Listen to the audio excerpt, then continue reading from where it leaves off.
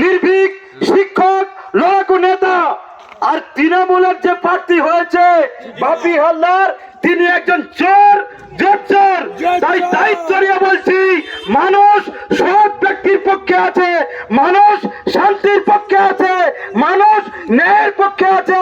তাই এই মথুরাপুর লোকসভা নির্বাচনে বিজেপি প্রার্থী জয়যুক্ত হবে, আমরা নিশ্চিত।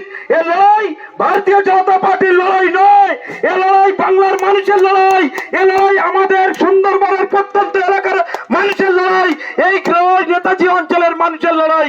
এই লড়াইয়ে জয়ী হয়ে এই মথুরাপুর থেকে অশোকপুরকে দিল্লির পার্লামেন্টে আমরা পাঠাবো এবং এই সুন্দরবনের প্রত্যন্ত এলাকায় উন্নয়ন ভরিয়ে যাবে। এই গঙ্গাসাগরে ব্রিজ হবে, এমস হসপিটাল হবে এবং নদী বাউন্ডারি তৈরি হবে এবং উন্নয়নের বন্যা বইবে। আমাদের জল প্রত্যেকটা মানুষের বাড়িতে বাড়িতে জল পৌঁছে যাবে, রাস্তা হবে। আমরা দায়িত্ব নিয়ে বলতে পারি, ভারতীয় জনতা পার্টিকে জয়যুক্ত করে দিল্লির পার্লামেন্টে নরেন্দ্র মোদীর হাত শক্ত করুন। এইটুকু আশা আকাঙ্ক্ষা রেখে সবাইকে যথাযথ সম্মান জানিয়ে আজকের অনুষ্ঠান আমরা এখানে শেষ করছি।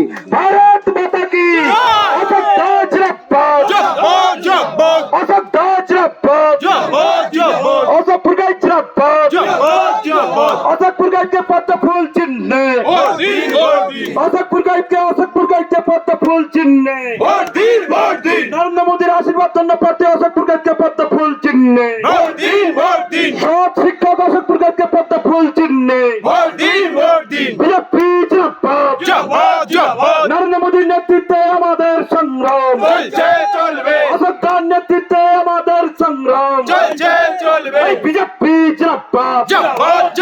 এই 1 জুন আসছে দিন, 1 জুন আসছে দিন, এই সকাল সকাল ভোট দিন, এই মা বোনদের বলে দিন, বিজেপি জিন্দাবাদ। পঞ্চায়েতের লুট করা তৃণমূলের সন্ত্রাসদের সঙ্গে চোখ রেখে লড়া নরেন্দ্র মোদী জিন্দাবাদ।